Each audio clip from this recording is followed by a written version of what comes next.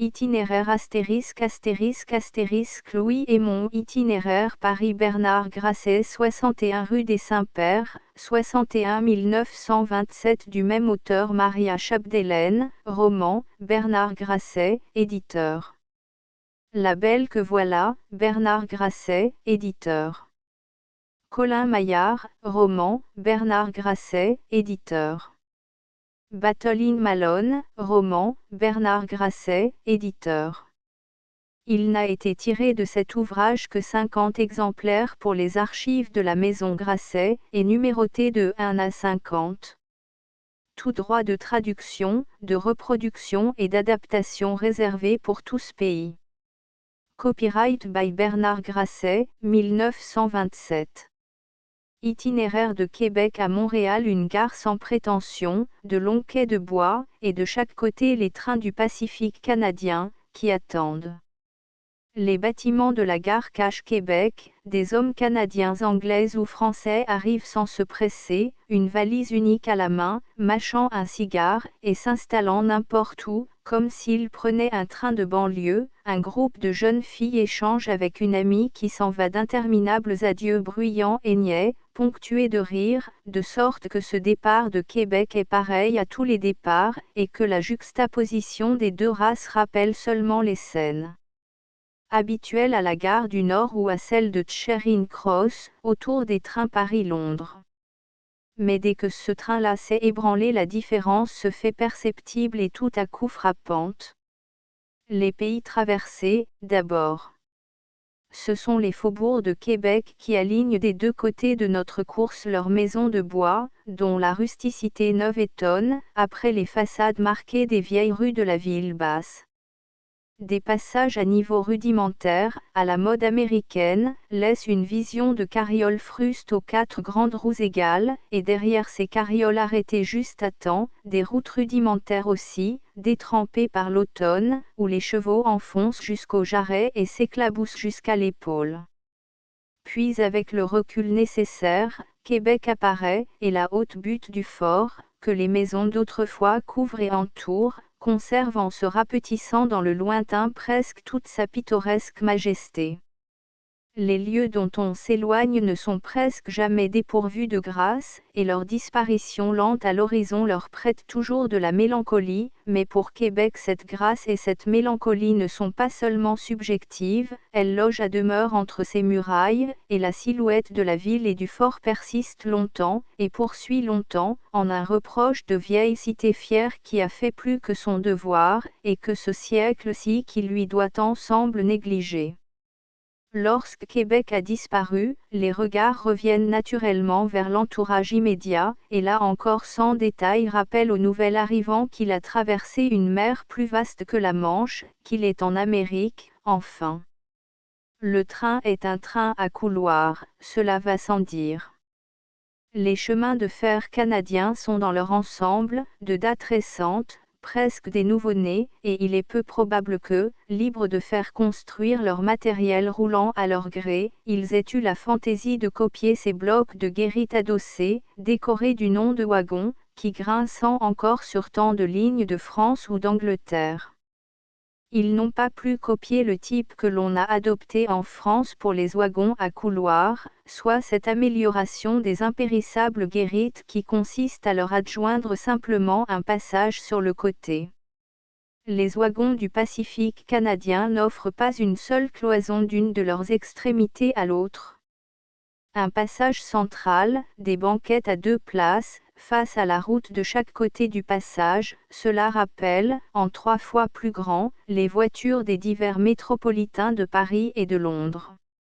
Seulement l'on remarque tout à coup que le long des parois et sous les sièges se développent des tuyaux de chauffage, sous une carapace de tôle ajourée, et l'on se souvient que ce n'est pas là une attention complaisante de la compagnie ni un luxe, mais bien la première des nécessités en ce pays, car d'ici quelques semaines ces wagons seront toujours en service et quitteront Québec tout comme aujourd'hui, mais derrière un chasse-neige, pour traverser la campagne gelée et lincelée de blanc.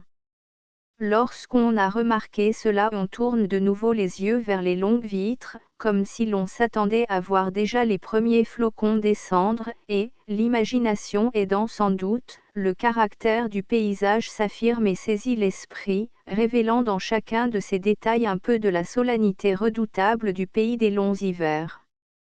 Un pen de forêt, pourtant vite traversé, se change par magie en un coin de ces autres forêts, point si distante d'ailleurs, où l'ours noir trottine, grogne et flaire, et où les terribles loups des imaginations d'enfants hurlent encore.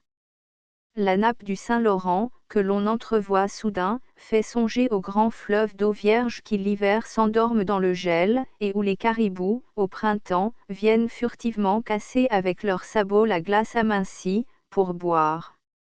Enfin d'une longue éclaircie vers le nord, qui ne montre que des ondulations nues, l'on se plaît à faire le commencement des grandes plaines qui doivent s'étendre vers la baie d'Hudson, plaines de terre auxquelles succèdent les grandes plaines des mers gelées du pôle.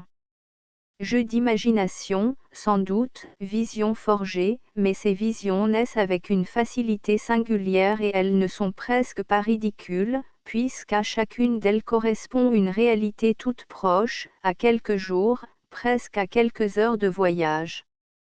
Certaines régions d'Europe, peut-être même de France, peuvent offrir des aspects exactement semblables à ceux-là, et pourtant sans aucun effort d'esprit on arrive à se convaincre que chacun de ces aspects est typique, spécial à ce pays qui est l'avant-garde du continent américain vers le nord, pays trop grand, trop froid, trop rude pour que l'homme s'y sente à son aise avant longtemps, où il n'avance qu'avec précaution, pas à pas, vers le mystère redoutable des terres que défendent les longues saisons de neige.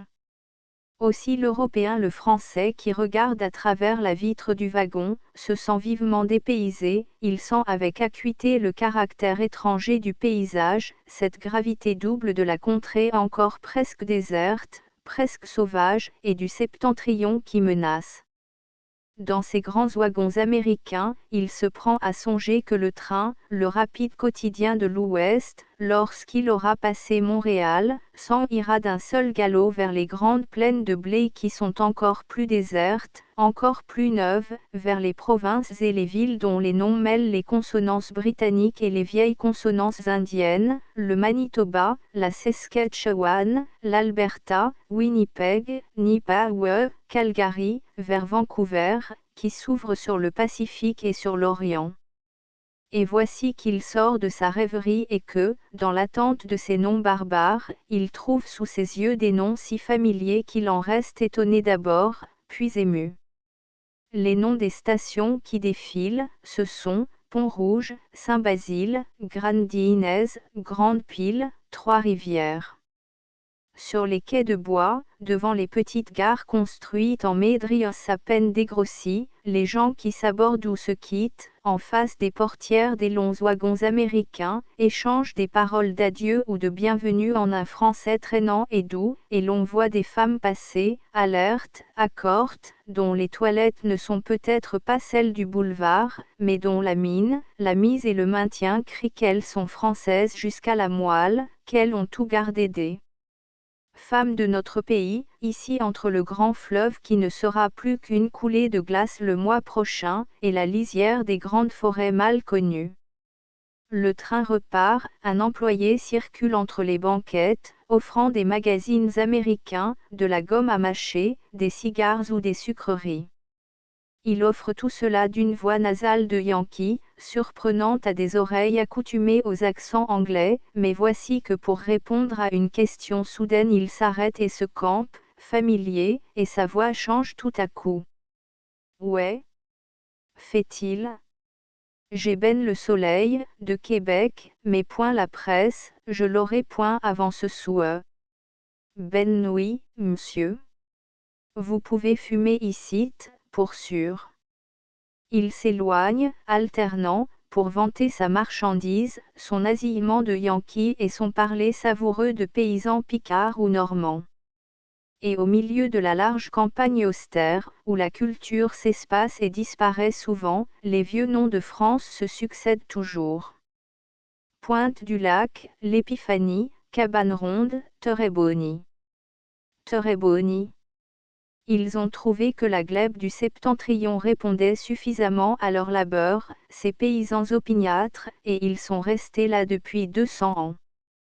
C'est à peine s'ils l'ont modifié, pour se défendre contre le froid homicide, le costume traditionnel du pays d'où ils venaient, tout le reste, langue, croyances, coutumes, ils l'ont gardé intact, sans arrogance, presque sans y songer, sur ce continent nouveau, au milieu de populations étrangères, comme si un sentiment inné, naïf, et que d'aucuns jugeront incompréhensible, leur avait enseigné qu'altérer en quoi que ce fût ce qu'ils avaient emporté avec eux de France, et emprunter quoi que ce fût à une autre race, c'eût été déchoir un peu. Sur la terrasse un large boulevard de planches, accroché au flanc de la colline de Québec tout près du sommet.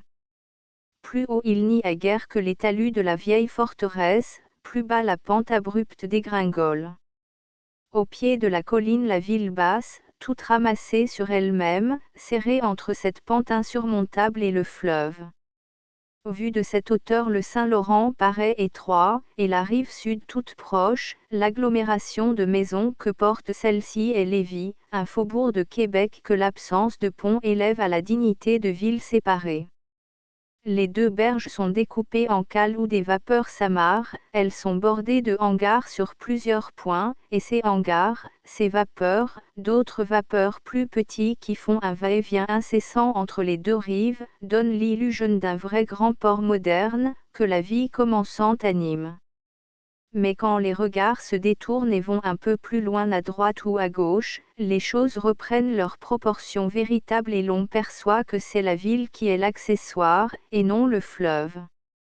Ce fleuve n'a pas l'aspect asservi, humilié, des cours d'eau qui traversent des villes anciennes et grandes depuis si longtemps qu'ils ont perdu leur personnalité propre et leur indépendance et sont devenus quelque chose de plus hideux encore que des routes qui marchent, les trottoirs mouvants du trafic urbain. Le Saint-Laurent à Québec n'a pas connu les quais qui brutalisent l'eau, ni les ponts qui l'humilient, car les estacades de bois qui bordent ça et là son lit sont discrètes et presque invisibles, et d'ailleurs le bois s'accorde naturellement avec l'eau et n'a jamais cet aspect insultant de mur de prison qu'ont les quais de pierre. Au sortir de la ville, et des deux côtés, les berges reprennent promptement leur caractère primitif, plates et marécageuses en aval, au-delà de la rivière Saint-Charles, en amont plus abrupte, surtout la rive nord, où la colline de Québec se prolonge en une arête dont le flanc reste sur quelque distance proche de l'eau.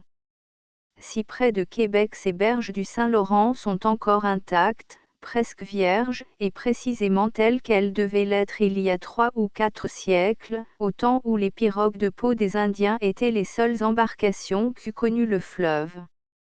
Les forêts qui s'élevaient peut-être là ont disparu, rien d'autre n'a été changé, et des deux côtés le sol s'enfonce dans l'eau irrégulièrement, comme il lui plaît.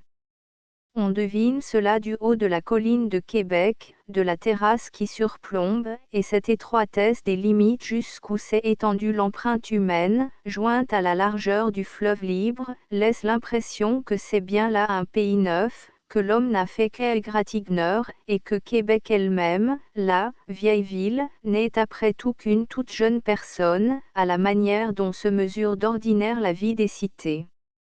Et pourtant, au pied de la colline le désordre des maisons disparates de la ville basse, l'étroitesse des ruelles qui les séparent, et qui de haut sont pareilles à des crevasses dont le fond reste caché, le marché, Champlain, où les ménagères circulent sans grande hâte et stationnent volontiers, formant des anneaux sombres autour des taches plus vives des légumes étalés, comme tout cela est peu, nouveau monde. Combien y a-t-il de villes françaises où le jour du marché ramène ponctuellement une scène en tout point semblable à celle-ci, vue, par exemple, du haut d'un clocher. Et l'on devine que la digne femme qui marchande des choux avec un paysan en gilet de chasse et casquette noire, emploie précisément les mêmes mots, les mêmes gestes et les mêmes maoses de dédain que doit employer, à cette même heure, une homonyme, une autre dame guignonne, ou normandin, ou robichaud, qui achète aussi des légumes sur la grande place d'un chef-lieu d'arrondissement, quelque part, chez nous. Et voici que Québec la jeune, Québec la cité d'Amérique, Québec que la campagne sauvage enserre étroitement, prend, aux yeux d'un homme des grandes villes, cet aspect de calme ancien, de répit, de paix un peu somnolente qu'ont les petites villes de province, au matin, pour les Parisiens arrivés dans la nuit. Les vapeurs qui relient de leur va-et-vient continuel les deux berges du fleuve, Québec et Lévis, sont tout munis d'une sorte de gigantesque balancier qui s'élève au-dessus du pont et oscille sans cesse, ému en apparence par deux tiges fixées à ses extrémités et qui s'enfoncent dans deux puits à l'avant et à l'arrière. Cela peut être très mécanique et très moderne, mais cela est surtout comique, pour un profane, et tout à fait pareil de loin à d'ingénieux jouets à 13 sous. Cela ne les empêche pas d'avoir l'air important et affairé, ces vapeurs, et de faire grand bruit avec leurs sifflets ou leurs sirènes chaque fois qu'ils traversent la nappe d'eau tranquille, comme si c'était là une audacieuse aventure. Un des paquebots amarrés dans le port leur répond, puis le vent qui chasse devant lui les nuées grises balaie aussi ces bruits importuns et apporte à leur place un son de cloche. Les cloches de Québec. On se rend compte tout à coup que leur voix était là depuis le commencement, qu'elle n'a jamais cessé de se faire entendre. Des tintements grêles venaient de Lévis par-dessus le Saint-Laurent, d'autres tintements montaient de la ville basse, plus clairs et pourtant inégaux comme une houle, et d'autres encore venaient de la ville haute et des quartiers lointains. Ensemble ils formaient une voix qui montait et descendait avec chaque souffle de vent, s'éteignait pour s'élever de nouveau après quelques secondes, obstinée et grave. Il y a des gens qui disent avoir entendu dans la voix des cloches toutes sortes de choses délicates et émouvantes, en les écoutant avec honnêteté on n'y perçoit le plus souvent qu'une répétition têtue, une leçon ressassée sans fin avec solennité, une affirmation persistante et qu'il ne faut pas discuter. C'est ainsi. C'est ainsi. C'est ainsi. Chaque choc nouveau du battant enfonçant le dogme un peu plus avant dans les têtes, comme des coups de marteau sur un clou. Et la monotonie immuable de leur appel laisse une impression d'âge infini. Des brumes traînantes que le vent déchire et ressoude sans cesse viennent du golfe comme un cortège. Passant bas au-dessus du fleuve, elles forment un défilé de taches opaques entre lesquelles on distingue pourtant çà et là la surface de l'eau, ou des morceaux de la rive sud, qui semblent s'éloigner. Puis, quand ces nuées ont passé, l'on voit que l'air a perdu de sa transparence, obscurci, strié de gouttelettes qui tombent, il estompe tout sans rien faire disparaître, et Lévis, le Saint-Laurent, Québec elle-même, se fond dans un grand décor gris, indistinct, qui respire à la fois la mélancolie et la sérénité. Et le son des cloches vient toujours à travers la brume grise. Sur le fleuve les petits vapeurs avec leurs gigantesques balanciers comiques continuent leur va-et-vient, sifflant et mugissant avec impatience, le marché Champlain n'est plus qu'un toit de parapluie, la ville basse s'attriste sous l'ondée, piteuse et quelconque. Mais les cloches ne s'arrêtent pas un instant de se répondre d'une rive à l'autre, et d'un bout à l'autre de cette ville qui leur appartient. Leur voix témoigne que Québec n'a rien appris ni rien oublié, qu'elle a conservé miraculeusement intacte la piété ponctuelle d'autrefois. C'est peut-être pourquoi Québec prend cette physionomie d'aïeul, aux yeux des païens d'outre-mer, elle est vieille comme les vieilles cathédrales, comme les prières en latin, comme les reliques vénérables et fragiles dans leur chahesse, elle a l'âge des rites anciens qu'elle a apportés avec elle sur un sol nouveau et fidèlement observé. Mais en l'honneur de quel saint de légende sonnaient-elles ce jour-là toutes ensemble, les cloches de Québec. Dans les rues de Québec que Québec est une cité historique, la plus intéressante peut-être, historiquement, de l'Amérique du Nord unique en son genre sur ce continent, une cité où la jeune Amérique vient visiter pieusement des vestiges qui remontent à 200 ans comme la vieille Europe va pieusement visiter à Rome des vestiges qui remontent à 2000 ans, tout le monde sait cela.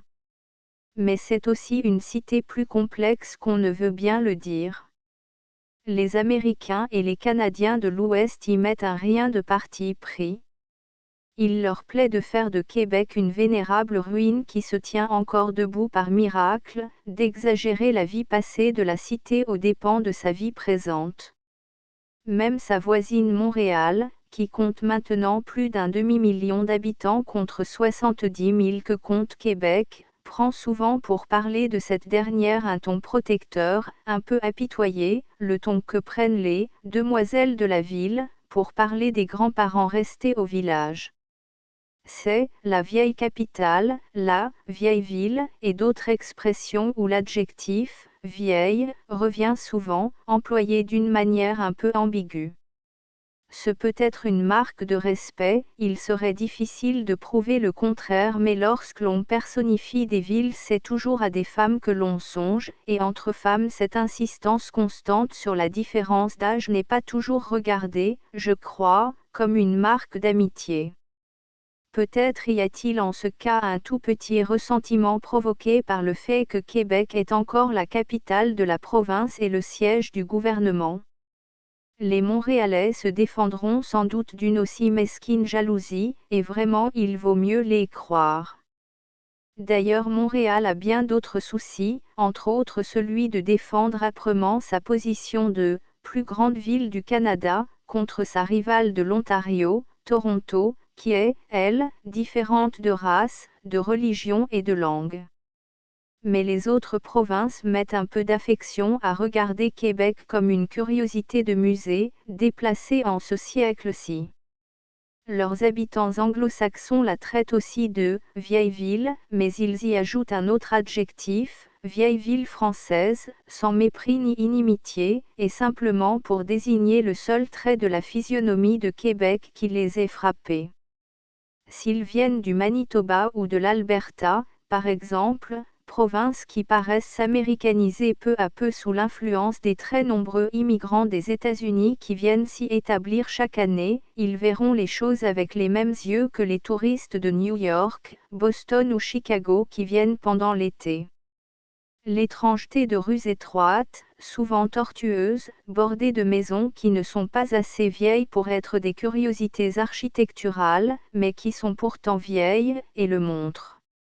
Les noms français partout, sur les plaques apposées au coin des rues, au front des magasins. Les marchandises étiquetées le plus souvent en français. Les consonances du parler français autour d'eux. Voilà ce qu'ils remarqueront naturellement, et ce qui leur donnera cette impression de dépaysement, d'excursion en terre étrangère, qu'ils goûteront, ou ressentiront comme un affront, selon leur tempérament. Un Français venant directement de France, au contraire, et qui n'aura pas eu le temps de vraiment perdre contact avec les choses de son pays, remarquera surtout dans Québec non pas ce qui est français, mais ce qui ne l'est point. Des rues qui le plus souvent ne sont ni pavées ni même macadamisées, bordées de rudimentaires trottoirs de planches, des tramways électriques escaladant des rampes invraisemblables, les visages généralement glabresses des Canadiens français, surtout des jeunes gens, leurs vêtements de coupe américaine, leurs chapeaux ronds de feutre mou et de forme américaine, leurs chaussures américaines aussi. Aux devantures des magasins les prix marqués en dollars. Les mots anglais, intacts ou grossièrement francisés, intervenant de façon inattendue dans des phrases françaises.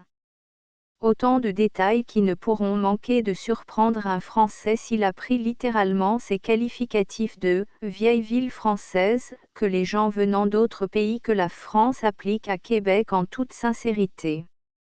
De sorte que la plupart des touristes qui visitent Québec semblent voués par la force des choses à n'en vraiment voir qu'une moitié.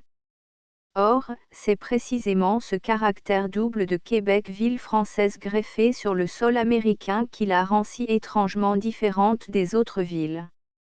À peine sur les quais du port on commence à sentir l'amalgame. Les docks ne donnent pas l'impression qu'ils sont organisés d'une façon bien moderne, et sans doute les États-Unis ont-ils beaucoup mieux à montrer, pourtant le train qui vient chercher la malle afin de l'emporter vers l'ouest comporte-t-il déjà les gigantesques wagons qui sont la règle sur le sol américain. Les portefaix et les employés de la douane sont bilingues, par quoi il faut entendre qu'il emploie le français ou l'anglais alternativement selon le besoin du moment, et, fort souvent, les mélange. Dans le vaste hangar du débarcadère, il semble qu'il soit resté quelque chose des foules hétérogènes qui ont passé là leurs premières heures, au sortir des paquebots. Immigrants anglais, allemands, suédois, russes, hongrois, on sent que ce hangar a pour fonction de recevoir presque chaque jour plusieurs centaines d'hommes et femmes de ces pays et de les abriter jusqu'à ce que l'on ait pu mettre un peu d'ordre parmi eux et leurs possessions et les expédier vers leurs destinations respectives.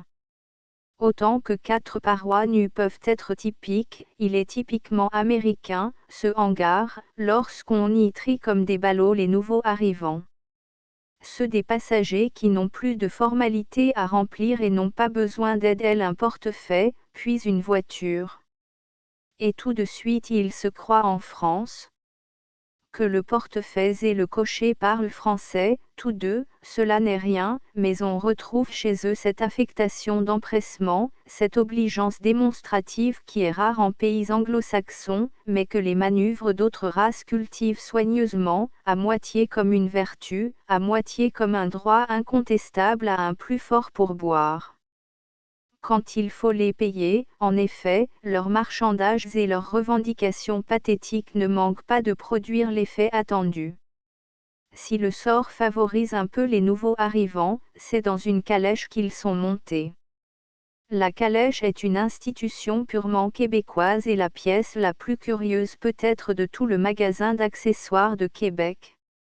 Il serait futile d'en essayer une description exacte, qu'il suffise de dire que c'est un véhicule d'aspect suranné, infiniment plus ancien comme type que la plus ancienne des voitures de place d'une très petite ville française.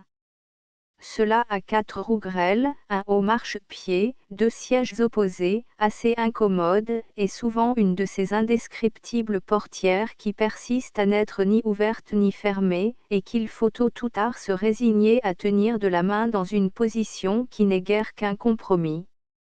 Il est impossible de croire que l'on construise encore des calèches du type québécois de nos jours, ou bien est-ce alors qu'on donne aux calèches neuves, par quelque procédé secret, la patine d'une haute antiquité avant de les laisser sortir dans les rues, attelées d'un très vieux cheval, conduites par un très vieux cocher.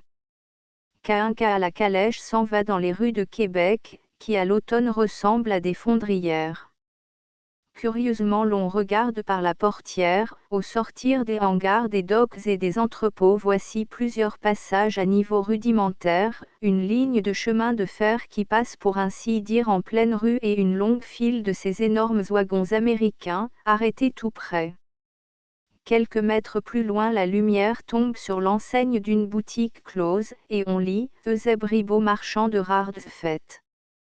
Encore quelques tours de roue, des annonces vantent un whisky de seigle, une marque de cigares ou quelqu'une de ces nourritures céréales prêtes pour la table qui abondent aux États-Unis. Au coin d'une rue une pancarte proclame « Par ici pour l'élévateur ». Et l'on voit au loin l'élévateur qui escalade la colline.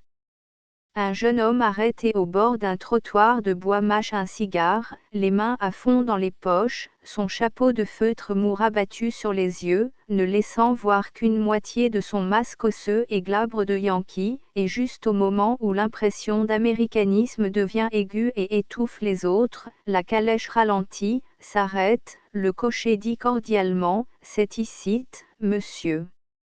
L'on descend pour voir du même coup d'œil devant soi la plaque qui indique le nom de la place, et l'enseigne de l'hôtel, Carré Notre-Dame des Victoires, Hôtel Blanchard, maison recommandée. Noter tous ces contrastes de détails l'un après l'autre est évidemment un jeu un peu enfantin, mais il serait plus superficiel encore de ne voir qu'un aspect de Québec et d'en faire le caractère complet et définitif de cette cité unique, où 2 modes de voir se mélangent et se marient comme 2 arômes. Dans les rues de Québec, il y a naturellement 5 ou 6 de ces rues que tous les touristes sans exception visitent consciencieusement parce qu'elles sont mentionnées dans les guides et parce que ce sont celles qui corroborent cette description facile et incomplète de « vieille ville française » que l'on retrouve partout. toutes les rues de la ville basse qui sont étroites et quelque peu tortueuses, d'abord. Certaines n'ont pas d'autre mérite que ceux-là. Les maisons qui les bordent sont quelconques, vieilles façades dont la pierre est un peu effritée, le bois un peu vermoulu, derrière lesquelles on devine une charpente de grosses poutres taillées à la hache dans des troncs abattus à la hache à une époque où les scieries à vapeur ne couvraient pas encore le sol canadien, comme aujourd'hui. Ça et à cette antiquité relative est assez apparente pour donner à un extérieur un caractère marqué, mais on ne voit pas de toit pointu ni d'étage qui surplombe, et un voyageur qui se souvient de telle ville d'Europe qu'il a visitée sourira sans doute d'entendre traiter Québec de « vieille ville » pour ses seuls vestiges. Il suffit aux Américains, pourtant. Ces derniers, ceux d'entre eux tout au moins qui n'ont pas encore fait l'Europe, s'ébahissent de voir des rues qui ne sont pas parfaitement droites, ni larges de 30 pieds, et dont chaque maison manifeste vis-à-vis de l'alignement général une belle indépendance. La plupart de ces visiteurs, s'ils étaient sincères, savouraient plein de mépris, seule une minorité qui préfère le pittoresque à la propreté, à la commodité et à l'hygiène pour les villes qu'elle n'habite pas admire les ruelles de Québec avec honnêteté. Un Français sera plus difficile. Il lui plaira sans doute de retrouver des aspects presque familiers sur une terre lointaine, mais pour aimer les rues du vieux Québec et en tirer des impressions vives, il faudra qu'il parcourt, à défaut d'autres villes d'Amérique, les rues du Québec nouveau. Car Québec est une cité bien vivante et qui se développe encore, voilà ce qu'il ne faut pas oublier. Elle se développe de trois manières, par l'accroissement normal de sa population, par le déplacement qui commence de la population rurale vers les villes, enfin par le dépôt de l'alluvion humain, inévitable dans une ville par où passent les 2/3 de l'immigration canadienne, soit plus de 200 000 hommes et femmes chaque année. Et une parenthèse ouverte ici sur ce développement présent et futur de Québec évitera d'avoir à y revenir plus tard. L'accroissement normal de la population est en proportion de la natalité, qui est, on le sait, considérable. La renommée est parvenue jusqu'en Europe de ces familles canadiennes françaises qui comptent 12 et 15 enfants, et elle a suffi à faire écarter définitivement l'hypothèse que l'on a avancée à propos de la dépopulation, à savoir que notre race est inféconde en soi. La seconde cause de développement de Québec, qui s'applique également à toutes les autres villes de la province, pourra surprendre les Européens qui songent encore au Canada comme à un pays purement agricole où le problème de la concentration lente vers les cités n'existe pas. C'est pourtant un fait que malgré la forte natalité, la population rurale ne s'augmente que dans des proportions très faibles dans les deux provinces les plus vieilles du Canada, celles de Québec et l'Ontario. D'un recensement à l'autre, on constate que ce sont surtout les villes qui ont gagné. Les Canadiens français des campagnes commencent déjà à se déraciner, soit pour grossir le demi-million d'habitants de Montréal, soit pour se concentrer autour d'autres villes plus petites et qui commencent également à devenir manufacturières, soit enfin pour passer la frontière et se fixer aux États-Unis. Ce mouvement sera peut-être enrayé en partie, mais il existe déjà. Enfin, il y a cette autre raison de développement que Québec doit à sa situation, et celle-là suffirait à ridiculiser le parti pris des Canadiens de l'Ouest, qui se plaisent à considérer la « vieille ville française » comme une ville stagnante et dont le rôle est fini. Toute cette part de l'immigration canadienne qui vient d'Europe et c'est de beaucoup la plus importante passe par le Saint-Laurent, et sur le Saint-Laurent, Québec est la première étape et la première ville digne de ce nom. Les paquebots continuent ensuite jusqu'à Montréal, il est vrai, et Montréal semble croire qu'elle est le terminus naturel des lignes de navigation. Cela n'est pas très sûr. Le cours du fleuve est très irrégulier au-dessus de Québec, en certains endroits relativement étroits et profonds, il s'élargit à d'autres en lacs semés de hauts fonds, et où la moindre erreur de direction provoque un échouage. De là les taux très élevés des assurances maritimes sur les navires qui remontent le fleuve. ces navires tendent à accroître leur tonnage d'année en année, à mesure que cette branche du commerce transatlantique prend plus d'importance. Lorsqu'ils auront atteint les dimensions des plus gros navires aujourd'hui affectés à la ligne de New York, les compagnies auxquelles ils appartiennent devront choisir, ou bien refaire le Saint-Laurent, ou bien ne pas aller plus loin que Québec. C'est l'histoire de Nantes et de Saint-Nazaire qui se répète, là comme ailleurs. De sorte que la vieille ville, dont l'Ouest et Montréal elle-même parlent avec une indulgence apitoyée, pourrait bien se réveiller quelques jours du long sommeil où défilent ses souvenirs de gloire et se résigner à devenir le grand port et le grand entrepôt du Canada, à acquérir la richesse après l'honneur. En attendant que cette reconnaissance ne vienne, Québec n'en est pas moins déjà, et encore, une ville vivante, qui s'accroît et s'étend. Et ceux d'entre nous qui viennent de cités plus anciennes que Québec, ou de campagnes européennes habitées, cultivées et percées de routes depuis bien des siècles, trouveraient profit à laisser de côté pour un jour leur guide à couverture rouge et à s'en aller à l'aventure dans les rues nouvelles que Québec jette autour d'elle, ou prolonge. La plaine qui s'étend de l'autre côté de la rivière Saint-Charles, par exemple. L'on est monté de la ville basse par la côte de la montagne, et la rue Saint-Jean, qui est la rue principale de Québec. Les chars lisés tramways électriques passent toutes les 20 secondes avec des appels de timbre entre les maisons de pierre, entre les magasins de modes et costumes, les librairies, les beaux-arts, tout l'appareil monotone de la civilisation universelle. Les gens qui passent portent aussi l'inévitable livrée, les robes des femmes sont trop évidemment des modèles de Paris, pas très récents peut-être, les vêtements des hommes sont du style américain le plus souvent, anglais parfois, avec ça et là une note purement française. Tous ont l'air de gens habitués à vivre uniquement dans des maisons modernes ou dans des rues, loin de tout contact avec le sol fruste, que l'on oublie. Mais si l'on prend au hasard une des rues latérales, en moins de 200 mètres, tout change. Les maisons de pierre ont disparu brusquement, laissant l'impression qu'elles n'étaient guère qu'une longue façade, un décor. À leur place s'alignent des maisons de bois aux murs faits de planches superposées en écailles. Parfois on a oublié de les peindre, ou bien la peinture n'a guère duré, gercée par le soleil de l'été et le grand froid de l'hiver, décollée par la neige ou la pluie, le bois nu s'étale, aussi primitif et rude que la hache ou la scie l'ont laissé. Les trottoirs, lorsqu'ils existent, se composent également de planches grossièrement équarries alignées sur le sol. La chaussée est en cette saison des pluies un tel bourbier que l'on a disposé de loin en loin des passerelles en planches. Entre les maisons rudimentaires et les rudimentaires trottoirs, cette rue dévale le flanc de la butte de Québec en une pente à 20%, vers les quartiers du bord de l'eau.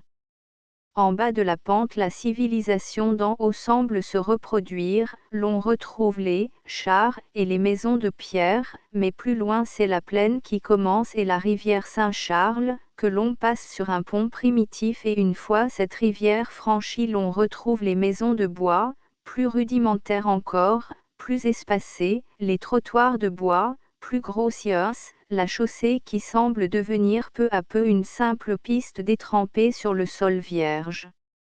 Une banlieue, mais une banlieue qu'on s'envoisine de la sauvagerie définitive.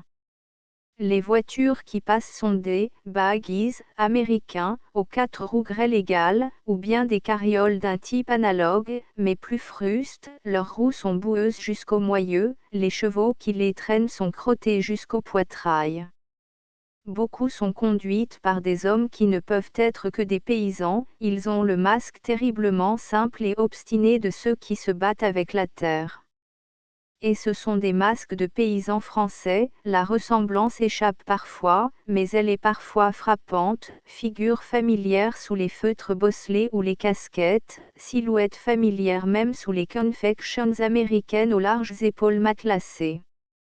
Ils mènent leur cheval le long de la route défoncée sans songer à s'en plaindre, car ils n'ont jamais connu de meilleur chemin, peut-être même cette route leur paraît elle excellente ici comparée à la simple piste indienne qu'elle va devenir plus loin, à quelques milles à peine de Québec, bien avant qu'ils ne soient arrivés chez eux. La ville disparaît déjà, c'est la campagne qui commence, non pas la campagne polie et ratissée de nos pays de l'Europe occidentale, mais le sol tel quel, sans phare, se fondant insensiblement dans le vrai pays du Nord, à peine gratté çà et là, où les habitations sont comme des îles semant l'étendue barbare. Et peu à peu l'on oublie les maisons et les routes, et c'est à la race que l'on songe, à la race qui est venue se greffer ici, si loin de chez elle, il y a si longtemps, et qui a si peu changé. Venue des campagnes françaises, campée ici la première, dans ce pays qu'elle a ouvert aux autres races, elle a dû subir d'abord les influences profondes de l'éloignement, des conditions de vie radicalement différentes de celles qu'elle avait connues jusque-là, petite nation nouvelle qu'il fallait échafauder lentement dans un coin du grand continent vide. Et à peine cette nation reposait elle sur des bases solides que c'était déjà l'arrivée des foules étrangères, l'invasion des cohortes qui se bousculaient pour passer par la brèche toute faite. En droit, la suzeraineté britannique, en fait l'afflux toujours croissant des immigrants de toutes nations, qui finissait par constituer une majorité définitive. Voilà ce que le Canada français a subi. Comment l'a-t-il subi ? Comment a-t-il résisté à l'empreinte ? On peut revenir alors vers les rues du Vieux-Québec pour y chercher une réponse. Ces rues et ce qu'elles montrent, tout cela prend un aspect différent ou plutôt un sens différent, lorsqu'on revient des pistes de la banlieue, où l'écart qui existe entre cette contrée et les contrées d'Europe s'est fait tangible.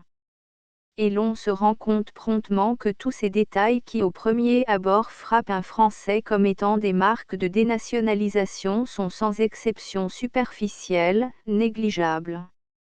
Le costume. Il faudrait vraiment être enclin à la morosité pour reprocher aux Canadiens français de n'avoir pas constamment suivi, depuis 200 ans qu'ils sont ici, les modes diverses qui se sont succédé en France.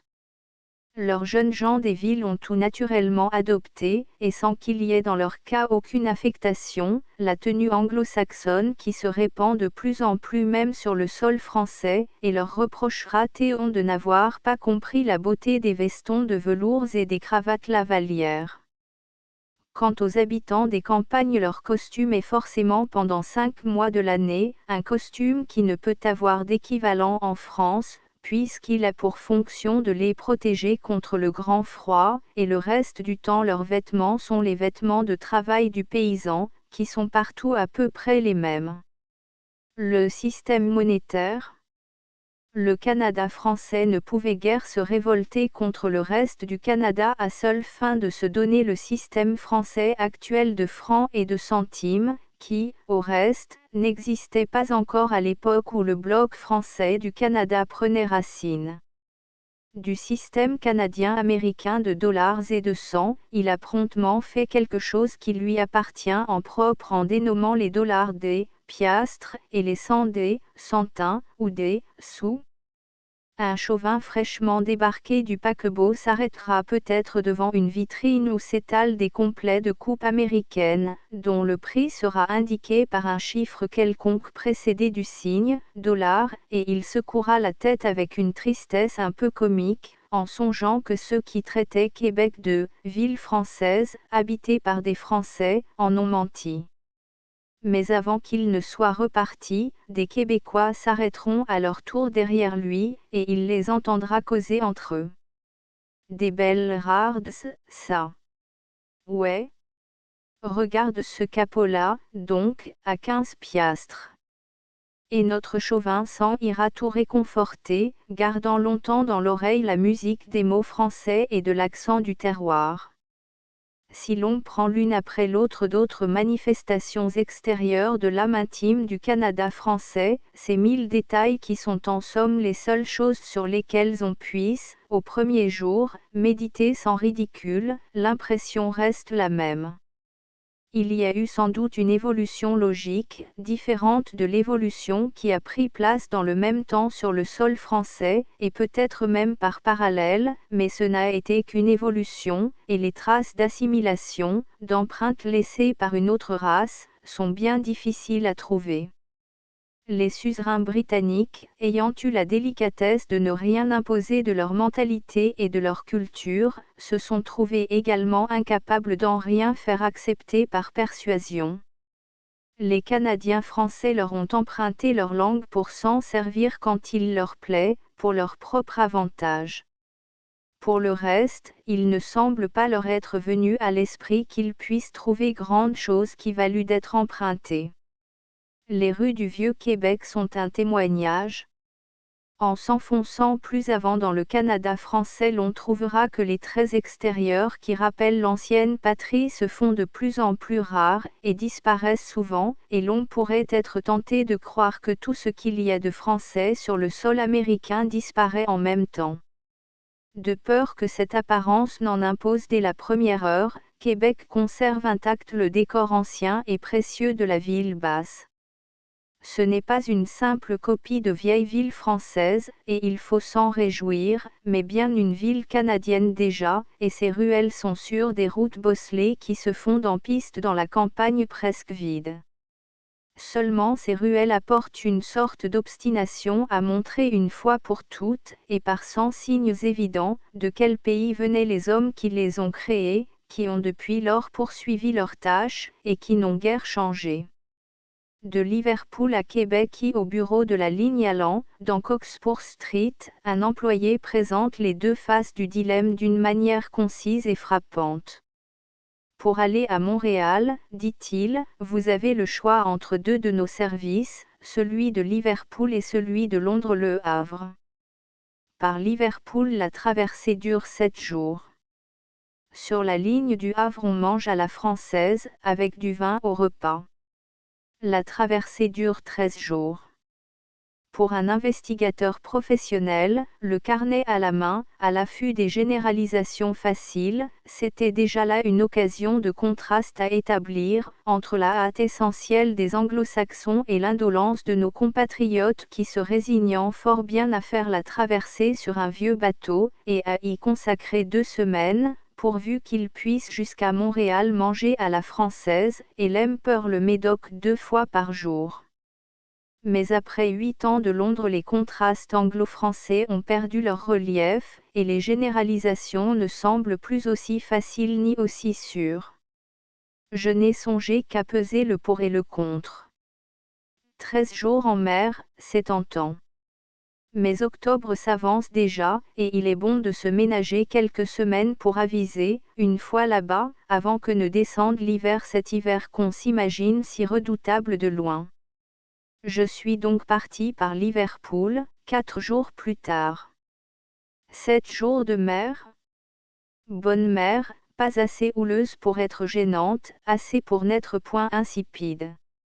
Donc peu de malades, ou tout au moins peu de gens qui soient franchement malades, un assez grand nombre, que l'appréhension bouleverse, conservent pendant toute cette semaine le teint curieusement verdâtre des inquiets, ou bien descendent gaillardement dans la salle à manger, le matin, gais et faraud, taquinent un œuf ou une assiette de gruau, et remontent sur le pont sans attendre la fin du repas, sans précipitation, dignement, mais en détournant des victuailles leurs narines qui palpitent, et jetant à leurs voisins de table quelques prétextes ingénieux. Passagers de toutes sortes, pas mal de Canadiens qui ont passé l'été en Angleterre, et rentrent, plusieurs jeunes Anglais qui font la traversée pour la première fois, envoyés par des maisons de commerce de leur pays, et quelques autres qui sont partis à l'aventure, et bien que ce soit la mauvaise saison. Entre ces derniers, un lien subtil semble s'établir. Ils se jaugent l'un l'autre à la dérobée, et songent, celui-là a-t-il plus de chance que moi de réussir? Combien d'argent a-t-il dans sa poche, c'est-à-dire, combien de temps pourra-t-il attendre, s'il faut attendre, sans avoir faim? Et l'on note les contours des épaules et l'expression de la figure, à moitié fraternellement, à moitié en rival. S'il ne trouve pas le travail qu'il veut, cet employé à poitrine plate, sera-t-il de taille à faire le travail qu'il trouvera? Car l'optimisme qui est en somme générale parmi eux est des plus raisonnables. l'on n'en voit guère qui s'imaginent aller vers un Eldorado magnifique, d'où ils pourront revenir après très peu d'années pour vivre chez eux dans l'aisance. Ils espèrent évidemment réussir là mieux qu'en Angleterre, puisqu'ils sont partis, mais ils se rendent compte aussi qu'ils y trouveront une lutte plus âpre, un climat beaucoup plus dur, et surtout cette atmosphère de cruauté simple d'un pays jeune qui est en marche et n'a guère le temps de s'arrêter pour plaindre et secourir ceux qui tombent en route, n'ayant pas réussi. Aussi tel d'entre eux qui a pu s'équiper complètement, payer son passage en seconde classe et garder encore quelques livres en poche a-t-il pourtant quelques minutes d'inquiétude de temps en temps. Installé sur le pont dans sa chaise longue, il regarde la longue houle monotone de l'Atlantique, et songe. Nous ne sommes guère que 3 ou 4 sur ce bateau-ci qui soyons partis à l'aventure. C'est la mauvaise saison, la mauvaise saison. Et il essaie d'évaluer à peu près tous les X du problème, le froid de l'hiver qui vient, le vrai grand froid qu'il ne connaît pas encore, les conditions de vie et de travail dans ce pays nouveau, les chances qu'il a de trouver de suite ou presque de suite un emploi qui le fasse vivre. Des phrases des opuscules officiels sur l'émigration lui remontent à la mémoire. Les ouvriers agricoles et les artisans sont ceux qui doivent aller au Canada, et les seuls qui aient une certitude de réussite. Les hommes exerçant des professions libérales, les employés, etc., auraient tort d'émigrer. Les artisans et les paysans, il y en a sur ce bateau, mais en 3e classe, ceux-là trouveront du travail sitôt débarqués et n'ont aucun sujet d'inquiétude. L'homme appartenant à une de ces diverses classes, qui aurait tort d'émigrer, est au contraire en proie à un malaise, il se lève et va rejoindre d'autres passagers qui n'en sont pas à leur premier voyage pour leur demander un encouragement indirect. Négligemment, il interroge, « Aviez-vous quelque chose en vue, vous, quand vous avez traversé pour la première fois ?» L'un répond, « Oui. » Un autre dit, non, mais c'était au printemps, en ce moment c'est la mauvaise saison, voyez-vous. La mauvaise saison. Il n'est pas d'expression plus décourageante, et la silhouette du continent dont on approche, silhouette contemplée si souvent sur les cartes qu'elle se matérialise automatiquement lorsqu'on y songe, prend un aspect menaçant et hostile. Tous les jeunes gens qui auraient tort d'émigrer, et qui ont émigré pourtant, s'efforcent d'imaginer quelques-unes des rigueurs qui les attendent, ils passent en revue tous les métiers divers qu'ils se croient capables d'exercer au besoin, et ils finissent par se dire qu'ils se débrouilleront bien, et par s'envelopper douillettement de leur couverture de voyage, pour jouir pleinement de ce qu'ils ont assuré, une demi-semaine encore de confort, avec 4 copieux repas par jour qui paraissent importants et précieux à l'approche de toute cette incertitude. D'autres n'ont aucune espèce d'inquiétude, ce sont ceux qui ne vont pas au Canada pour réussir, mais simplement pour vivre leur vie, en long et en large, et voir quelque chose qu'ils n'ont pas encore vu. Ils ne s'inquiètent pas, parce que ce qui leur arrivera sera forcément quelque chose de neuf, et par conséquent de bienvenu. À 5 jours de Liverpool, un brouillard épais descend sur la mer, et il commence à faire froid. Un des officiers du navire explique que nous sommes sous le vent du Labrador, et pour tous ceux des passagers qui en sont à leur première traversée, rien que ce nom, Labrador, semble faire encore descendre la température de plusieurs degrés. Nous passerons trop loin de Terre-Neuve pour en voir la côte, et nous ne croiserons pas d'iceberg non plus, car en cette saison ils ont déjà passé, sans allant majestueusement vers le sud, tout au long des mois d'été, fondant un peu tous les jours, un pèlerinage qui est aussi une sorte de lent suicide. La première terre aperçue est donc l'île d'Anticosti. En bon français, j'ai toujours mis mon point d'honneur à ne connaître un peu la géographie que des pays par où j'ai passé. J'ignorais donc tout simplement l'existence de cette île, qui a pourtant plusieurs titres de gloire. Elle est à peu près de la taille de la Corse d'abord, et, au fait, d'où lui vient ce nom de consonance italienne. Mais, surtout, elle appartient à Monsieur Henri Meunier. La dynastie des chocolatiers s'est montrée infiniment plus moderne et plus avisée que celle des sucriers dans ses acquisitions de territoire. Monsieur Meunier n'a pas eu à occuper Anticosti de vive force, il s'est contenté de l'acheter, j'ignore à quel prix, mais vu les dimensions de ce lopin de terre, le mètre carré a dû lui revenir à peu de choses. Il ne s'est pas réduit à acquérir l'île, il y vient assez régulièrement dans son yacht pendant l'été. Anticosti reste naturellement partie du territoire canadien et ressortit donc indirectement au trône britannique, mais les pouvoirs d'un propriétaire sont vastes, et la légende dit que Monsieur Meunier a fait de son île une petite colonie franco-canadienne, d'où les gens de langue anglaise sont poliment exclus. Il y a installé des exploitations de forêt, quelques autres industries et il vient là en zar, lorsqu'il lui plaît, vivre quelques semaines au milieu de son bon peuple et chasser l'ours et le caribou. Seulement l'éternelle leçon d'humilité l'infiniment grand, financièrement et territorialement parlant, est en but aux persécutions de l'infiniment petit.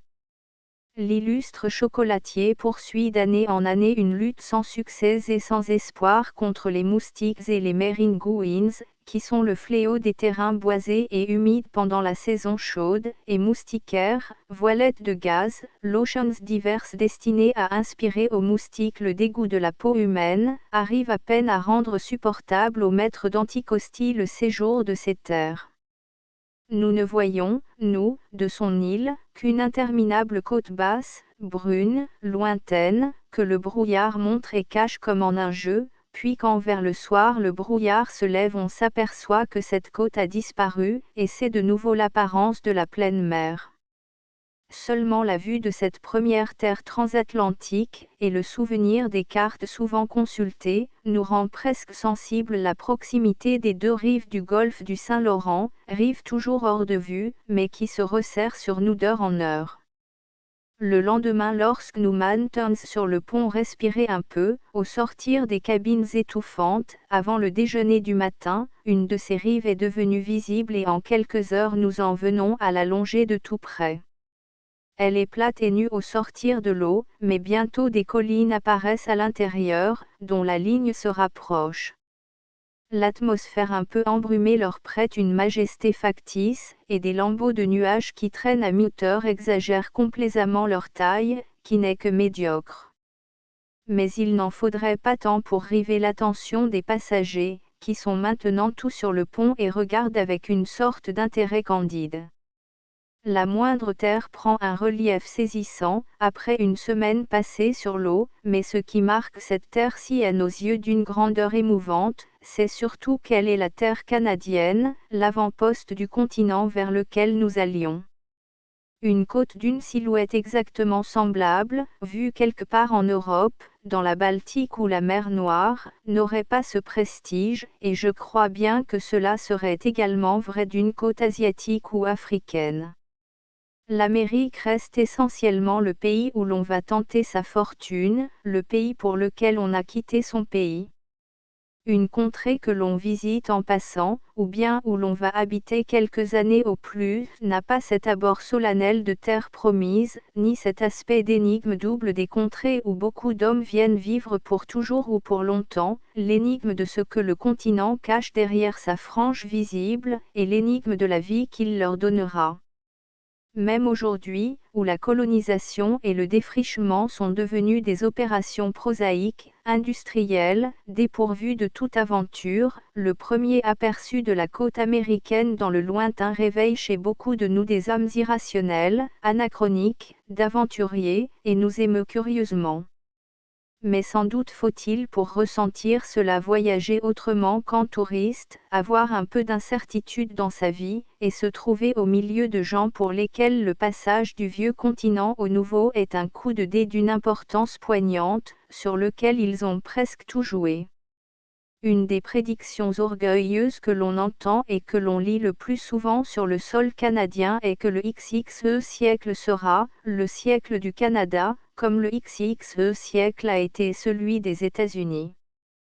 c'est bien sans doute en voguant vers Québec ou Montréal que l'on retrouve le plus facilement, et avec le plus d'exactitude, l'état d'esprit des déracinés qui voyaient s'ouvrir devant eux la baie de New York, il y a 100 ans.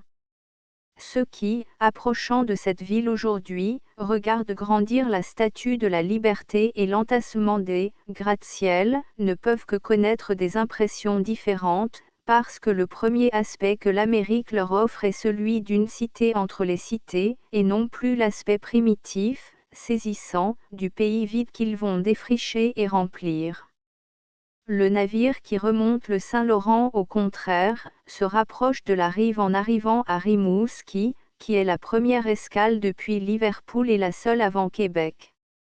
Un petit vapeur construit en bois, dont la coque est extraordinairement massive et la proue d'une forme singulière afin de pouvoir naviguer l'hiver sur le fleuve encombré de glace flottante vient chercher en plein courant les rares passagers qui débarquent là.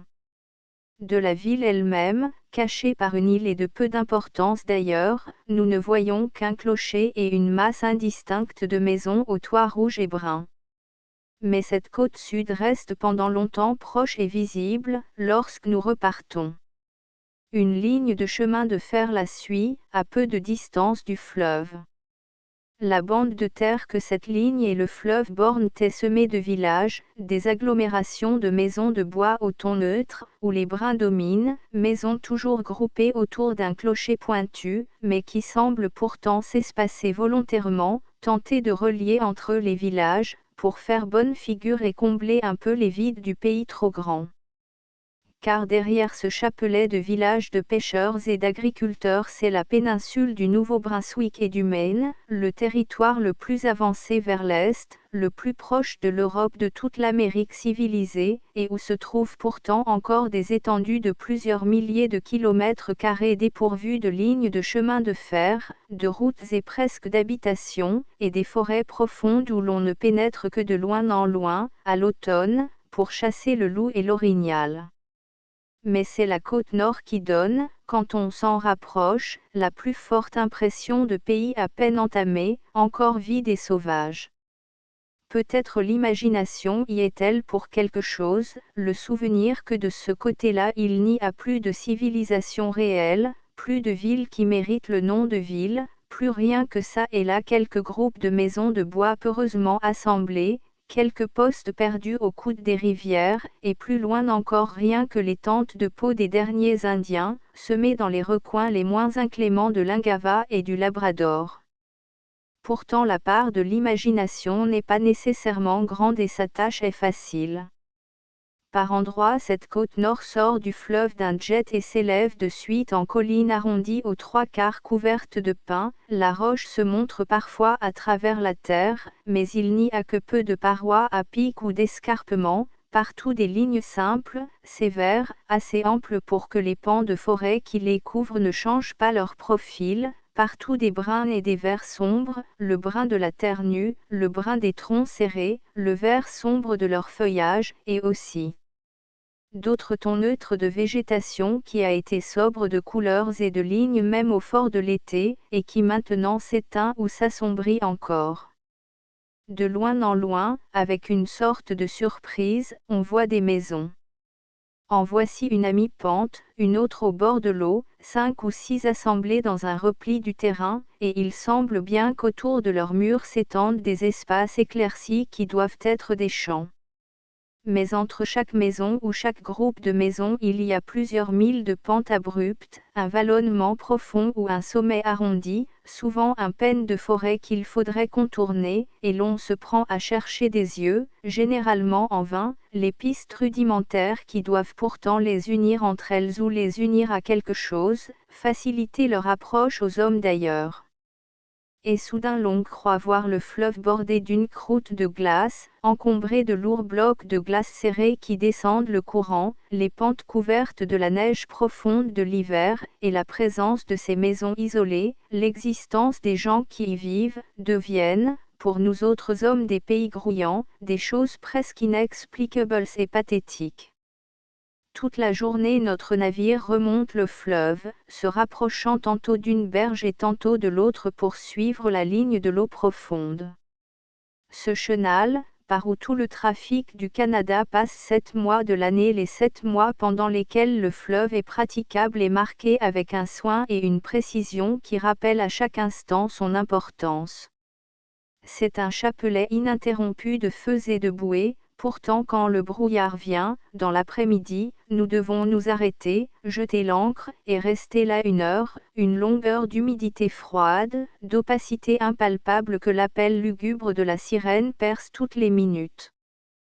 Quand un coup de vent chasse le brouillard et nous permet de repartir, les rives restent longtemps indistinctes, noyées à leur tour dans cette buée, et bientôt après, la nuit descend.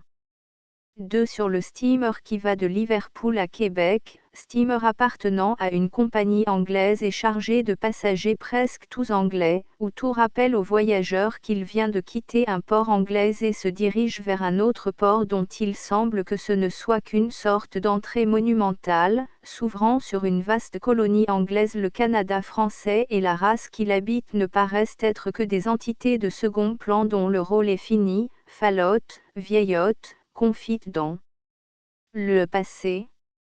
Sur le pont, des passagers s'interrogent, allez-vous loin dans l'Ouest?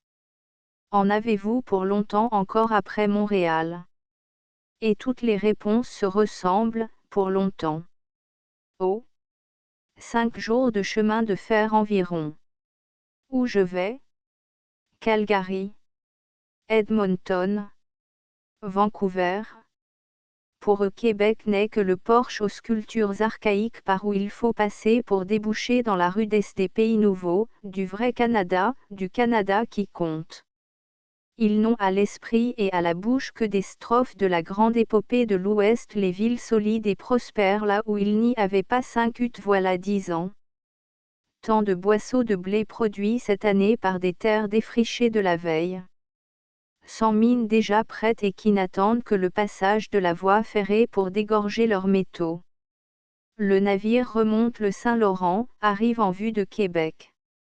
L'on commence à distinguer l'amoncellement que forment au pied de l'ancienne forteresse les maisons anciennes des ruelles de la ville basse, des clochers s'élèvent çà et là parmi les toits. Quand le navire s'amarre, les portefaix qui viennent à bord montrent sous les feutres mous des Américains de l'Ouest de bonnes figures moustachues de paysans de France.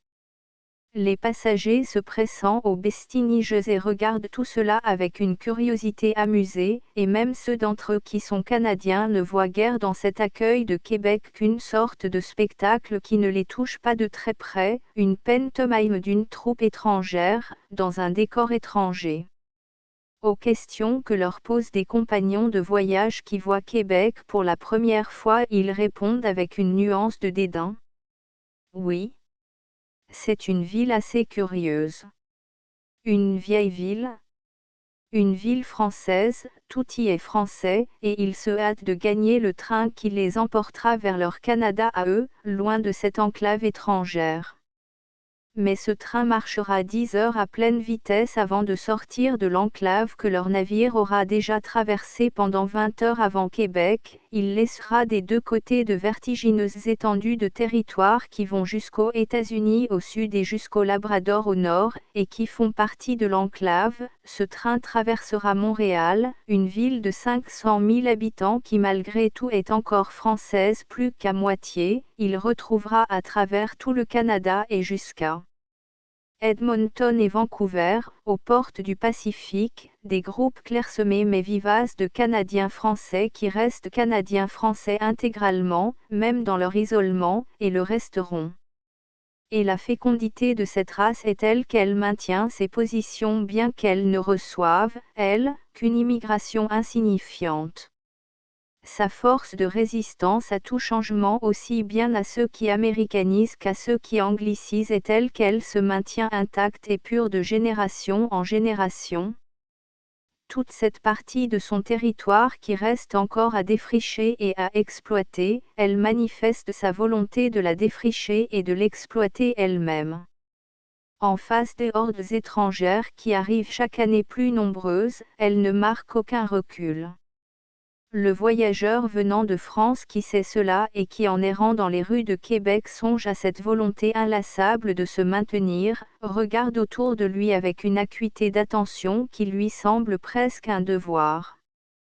Et tout ce qu'il aperçoit l'émeut, les rues étroites tortueuses qui n'entendent sacrifier en rien à l'idéal rectiligne d'un continent neuf, les noms qui s'étalent au front des magasins et qui paraissent plus intimement et plus uniformément français que ceux de France, comme s'il était issu du terroir à une époque où la race était plus pure, la belle, Guignone, la Gâchis, Paradis, les curieuses calèches qui sillonnent les rues et rappellent certains véhicules désuets qui agonisent encore sur les pavés de petites sous-préfectures.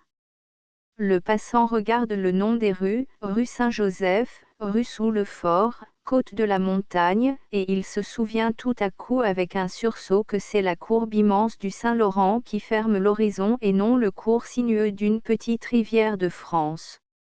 Il entend autour de lui le doux parler français, et se voit obligé de se répéter à lui-même incessamment, pour ne pas l'oublier, qu'il se trouve au cœur d'une colonie britannique.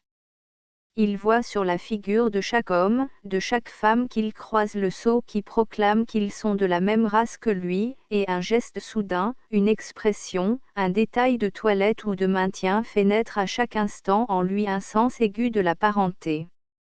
Le sentiment qui englobe tous les autres et qui lui vient à la longue est une reconnaissance profonde envers cette race qui en se maintenant intégralement semblable à elle-même à travers les générations a réconforté la nation dont elle était issue et étonné le reste du monde, cette race qui loin de s'affaiblir ou de dégénérer semble montrer de décade en décade plus de force inépuisable et d'éternelle jeunesse en face des éléments jeunes et forts qui l'enserrent et voudraient la réduire. Les troupeaux d'immigrants anglais, hongrois, scandinaves, peuvent arriver à la file dans le Saint-Laurent pour aller se fondre en un peuple dans le gigantesque creuset de l'Ouest.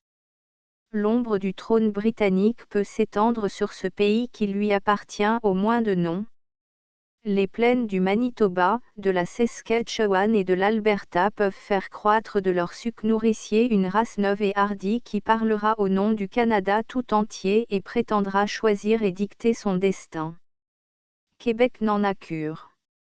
Québec regarde du haut de sa colline passer les hordes barbares sans l'ombre d'envie et sans l'ombre de crainte.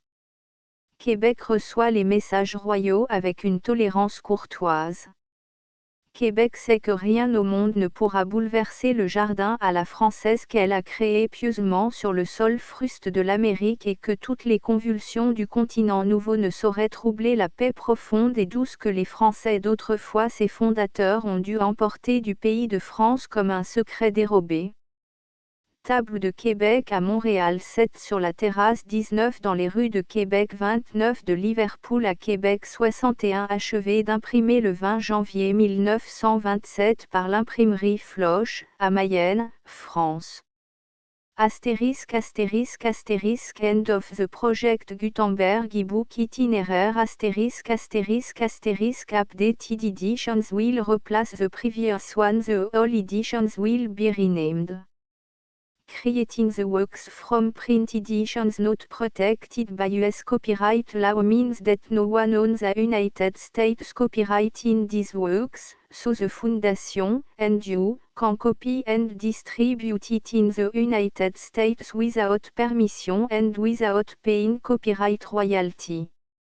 Special rule, set forth in the general terms of use part of this license, apply to copying and distributing Project Gutenberg symbol marque commerciale electronic works to protect the Project Gutenberg symbol marque commerciale concept and trademark. Project Gutenberg is a registered trademark, and may not be used if you charge for an e-book, except by following the terms of the trademark license, including paying royalty for use of the Project Gutenberg trademark. If you do not charge anything for copy of this e-book, complying with the trademark license is very easy. You may use this e-book for nearly any purpose such as creation of derivative works, report, performance and research. Project Gutenberg e-books may be modified and printed and given away. You may do practically anything in the United States with e-books not protected by US copyright law. Redistribution is subject to the trademark license, especially commercial redistribution. Start, full license. The full Project Gutenberg license. Please read this before you distribute or use this work to protect the Project Gutenberg symbol mark. Commercial mission of promoting the free distribution of electronic works, by using or distributing this work, or any other work associated in any way with the phrase Project Gutenberg. You agree to comply with all the terms of the full Project Gutenberg symbol mark commercial license available with this file or online at www.gutenberg.org/licence. Section 1. General Terms of Use and Redistributing Project Gutenberg symbol mark commercial electronic works. 1.a By reading or using any part of this Project Gutenberg symbol mark commercial electronic work, you indicate that you have read, understand, agree to and accept all the terms of this license and intellectual property, trademark/copyright, agreement. If you do not agree to abide by all the terms of this agreement, you must cease using and return or destroy all copy of Project Gutenberg symbol mark commercial electronic works in your possession. If you paid a fee for obtaining a copy of or access to a Project Gutenberg symbol mark commercial electronic work and you do not agree to be bound by the terms of this agreement, you may obtain a refund from the person or entity to whom you paid the fee as set forth in paragraph 1.e.8. 1.b Project Gutenberg is a registered trademark. It may only be used on or associated in any way with an electronic work by people who agree to be bound by the terms of this agreement. There are a few things that you can do with most Project Gutenberg symbol mark commercial electronic works even without complying with the full terms of this agreement. See paragraph 1.c below. There are a lot of things you can do with Project Gutenberg symbol mark commercial electronic works if you follow the terms of this agreement and help preserve free future access to Project Gutenberg symbol mark commercial electronic works. See paragraph 1.e below. 1.c The Project Gutenberg Literary Archive Foundation, the Foundation or PGLAF, owns a compilation copyright in the collection of Project Gutenberg symbol mark commercial electronic works. Nearly all the individual works in the collection are in the public domain in the United States. If an individual work is unprotected by copyright law in the United States and you are located in the United States, we do not claim a right to prevent you from copying, distributing, performing, displaying or creating derivative works based on the work alone as all references to Project Gutenberg are removed. Of course, we hope that you will support the Project Gutenberg symbol mark commercial mission of promoting free access to electronic works by freely sharing Project Gutenberg symbol mark commercial works in compliance with the terms of this agreement for keeping the Project Gutenberg symbol mark commercial name associated with the work. You can easily comply with the terms of this agreement by keeping this work in the same format with its attached full Project Gutenberg symbol mark commercial license when you share it without charge with others. 1.d The copyright laws of the place where you are located also govern what you can do with this work. Copyright laws in most countries are in a constant state of change. If you are outside the United States, check the laws of your country in addition to the terms of this agreement before downloading, copying, displaying, performing, distributing or creating derivative works based on this work or any other project Gutenberg symbol marque commercial work. The Foundation makes no representations concerning the copyright status of any work in any country other than the United States. Unless you have removed all references to Project Gutenberg. 1.1. The following sentence, with active links to, or other immediate access to, the full Project Gutenberg symbol marque commercial license must appear prominently whenever any copy of a Project Gutenberg symbol marque commercial work, any work on which the phrase Project Gutenberg appears, or with which the phrase Project Gutenberg is associated, is accessed, displayed, performed, viewed, copied or distributed. This ebook is for the use of anyone anywhere in the United States and most other parts of the world at no cost and with almost no restriction whatsoever. You may copy it, give it away or reuse it under the terms of the Project Gutenberg license included with this ebook or online at www.gutenberg.org. If you are not located in the United States, you will have to check the laws of the country where you are located before using this ebook. 1.E.2. If an individual Project Gutenberg symbol marque commercial electronic work is derived from texts not protected by US copyright law, does not contain a notice indicating that it is posted with permission of the copyright holder, the work can be copied and distributed to anyone in the United States without paying any fees or charge. If you are redistributing or providing access to a work with the phrase Project Gutenberg associated with or appearing on the work, you must comply either with the requirements of paragraphs 1.E.1 through 1.E.7 or obtain permission for the use of the work and the Project Gutenberg symbol marque commercial trademark as set forth in paragraphs 1.E.8 or 1.E.9. 1.E.3.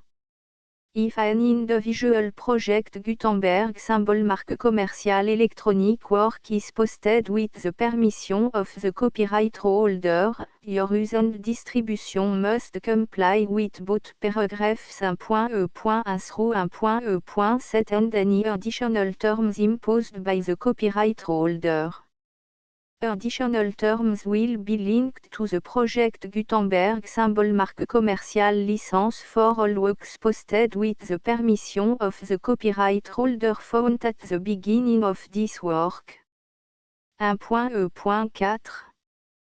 Do not unlink or detach or remove the full Project Gutenberg symbol marque commercial license terms from this work, or any file containing a part of this work or any other work associated with Project Gutenberg symbol marque commercial. 1.E.5. Do not copy, display, perform, distribute or redistribute this electronic work, or any part of this electronic work, without permanently displaying the sentence set forth in paragraph 1.E.1 with active links or immediate access to the full terms of the Project Gutenberg symbol marque commercial license. 1.E.6. You may convert to and distribute this work in any binary, compressed, marked up, non-proprietary or proprietary form, including any word processing or hypertext form.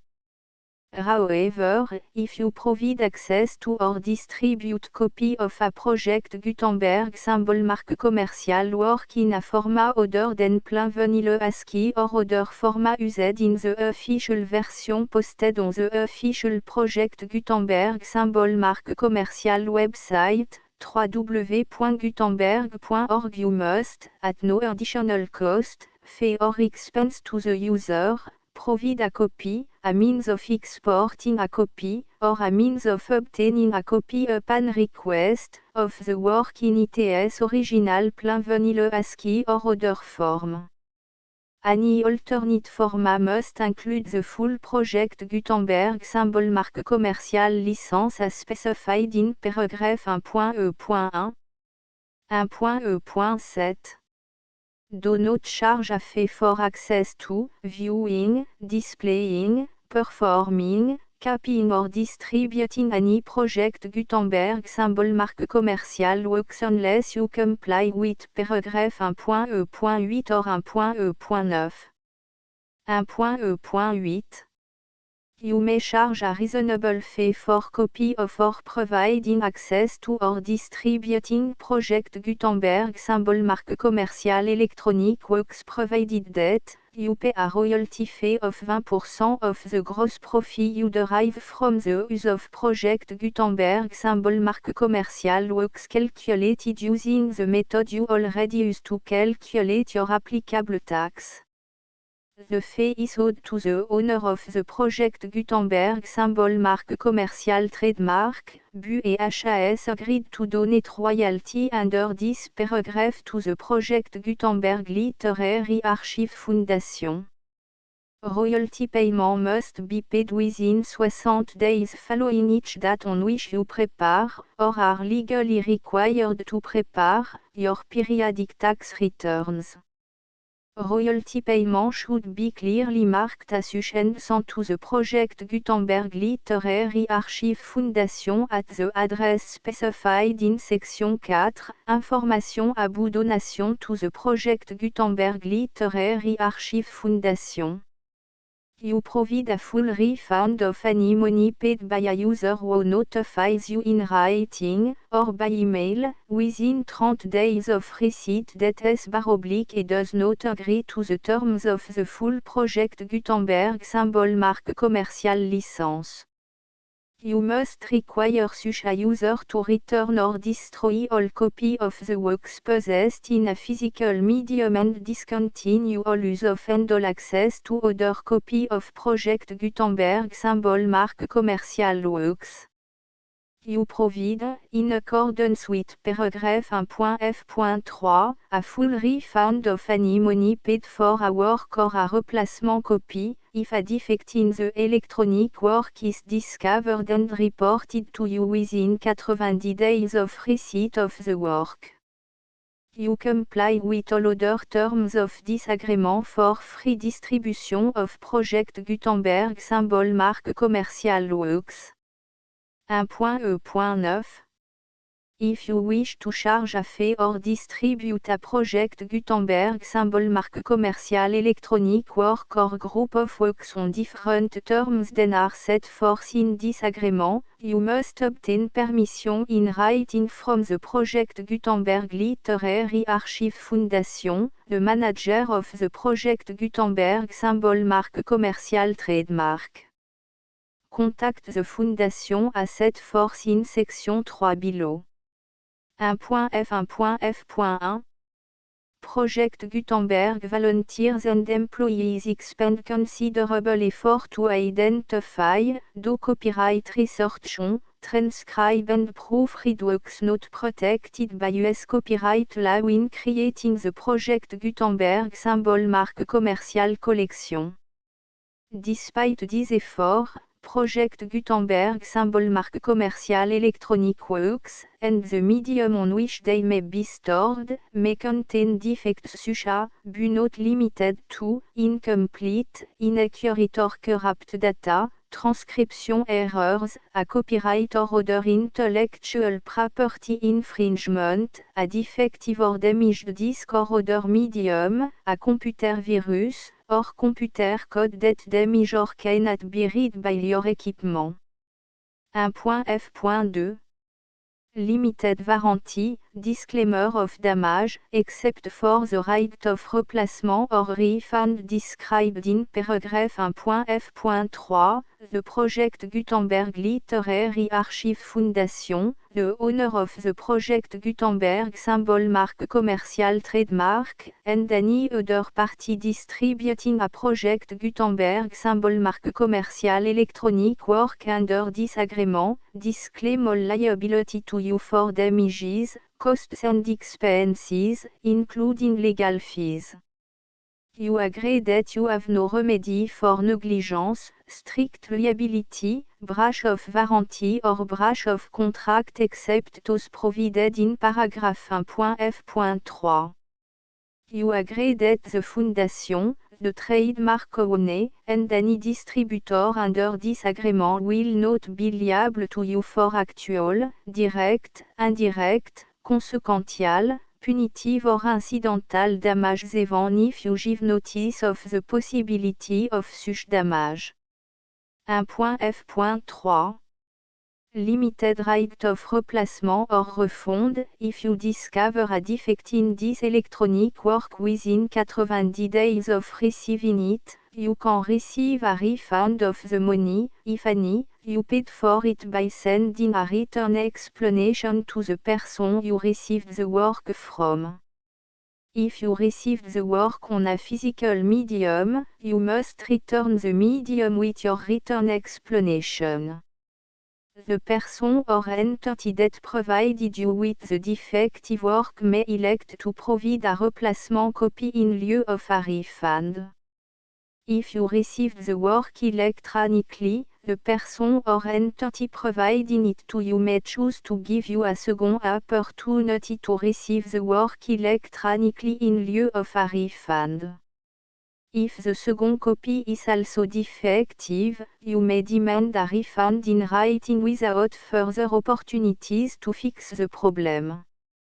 1.f.4 Except for the limited right of replacement or refund set forth in paragraph 1.f.3, this work is provided to you as, with no other warranties of any kind, express or imply, including but not limited to warranties of merchantability or fitness for any purpose. 1.f.5 Some states do not allow disclaimers of certain implied warranties or the exclusion or limitation of certain type of damages. If any disclaimer or limitation set forth in this agreement violates the law of the state applicable to this agreement, the agreement shall be interpreted to make the maximum disclaimer or limitation permitted by the applicable state law. The invalidity or unenforceability of any provision of this agreement shall not void the remaining provision. 1.f.6 Indemnity, you agree to indemnify and hold the foundation, the trademark owner, any agent or employee of the foundation, anyone providing copy of Project Gutenberg symbol mark commercial electronic works in accordance with this agreement, and any volunteers associated with the production, promotion and distribution of Project Gutenberg symbol mark commercial electronic works, harmless from all liability, costs and expenses, including legal fees, that arise directly or indirectly from any of the following which you do or cause to occur. A. Distribution of this or any Project Gutenberg symbol mark commercial work. B. Alteration, modification, or addition or deletions to any Project Gutenberg symbol mark commercial work. And C. Any defective cause. Section 2. Information about the mission of Project Gutenberg symbol mark commercial. Project Gutenberg symbol mark commercial is synonymous with the free distribution of electronic works in format readable by the widest variety of computers including obsolete, old, middle-aged and new computers. It exists because of the effort of hundreds of volunteers and donations from people in all walks of life. Volunteers and financial support to provide volunteers with the assistance they need are critical to reaching Project Gutenberg symbol marque commerciales goals and ensuring that the Project Gutenberg symbol marque commercial collection will remain freely available for generations to come. In 2001, the Project Gutenberg Literary Archive Foundation was created to provide a secure and permanent future for Project Gutenberg symbol marque commercial and future generations. To learn more about the Project Gutenberg Literary Archive Foundation and how your efforts and donations can help, see section 3 and 4 and the Foundation information page at www.gutenberg.org. Section 3. Information about the Project Gutenberg Literary Archive Foundation. The Project Gutenberg Literary Archive Foundation is a non-profit 501, c3, educational corporation organized under the laws of the state of Mississippi and granted tax-exempt status by the Internal Revenue Service. The Foundation SEIN or Federal Tax Identification Number is 64 à 6 221 541. Contribution to the Project Gutenberg Literary Archive Foundation are tax deductible to the full extent permitted by U.S. federal laws and your state's laws. The Foundation's business office is located at 809 North 1500 West, Salt Lake City, U84 116, 801, 596 à 1887. Email contact links and up-to-date contact information can be found at the Foundation's website and official page at www.gutenberg.org/contact section 4. Information about donation to the Project Gutenberg Literary Archive Foundation. Project Gutenberg symbol marque commercial depends upon and cannot survive without widespread public support and donation to carry out its mission of increasing the number of public domain and licensed works that can be freely distributed in machine-readable form accessible by the widest array of equipment including outdated equipment.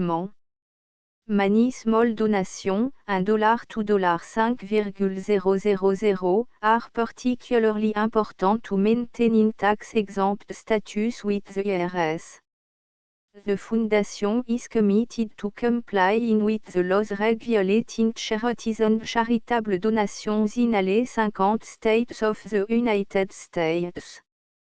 Compliance requirements are not uniform and it takes a considerable effort, much paperwork and money fees to meet and keep up with these requirements.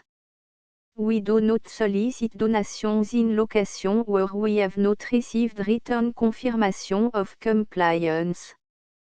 To send donation or determine the status of compliance for any particular state, visit www.gutenberg.org/donate. While we cannot and do not solicit contribution from states where we have not met the solicitation requirements, we know of no prohibition against accepting unsolicited donation from donors in such states who approach us with offers to donate. International donations are gratefully accepted, but we cannot make any statements concerning tax treatment of donations received from outside the United States. US laws alone swamp for small staff. Please check the Project Gutenberg web page for current donation methods and addresses. Donations are accepted in a number of other ways including checks, online payments and credit card donations. To donate, please visit www.gutenberg.org/donate. Section 5. Général information about Project Gutenberg symbol marque commercial electronic works. Professor Michael S.R. was the originator of the Project Gutenberg symbol marque commercial concept of a library of electronic works that could be freely shared with anyone. for 40 years, et produced and distributed Project Gutenberg symbol marque commerciale ebooks with only a loose network of volunteer support. Project Gutenberg symbol marque commerciale ebooks are often created from several printed editions, all of which are confirmed and not protected by copyright in the US unless a copyright notice is included. Thus, we do not necessarily keep ebooks in compliance with any particular paper edition. Most people start at our website which has the main page search facility, www.gutenberg.org. This website includes information about Project Gutenberg symbol marque commerciale, including how to make donation to the Project Gutenberg Literary Archive Foundation, how to help produce our new ebooks, and how to subscribe to our email newsletter to read about new ebooks. Itinéraire de Québec à Montréal sur la terrasse dans les rues de Québec de Liverpool à Québec I2 table The Full Project Gutenberg licence.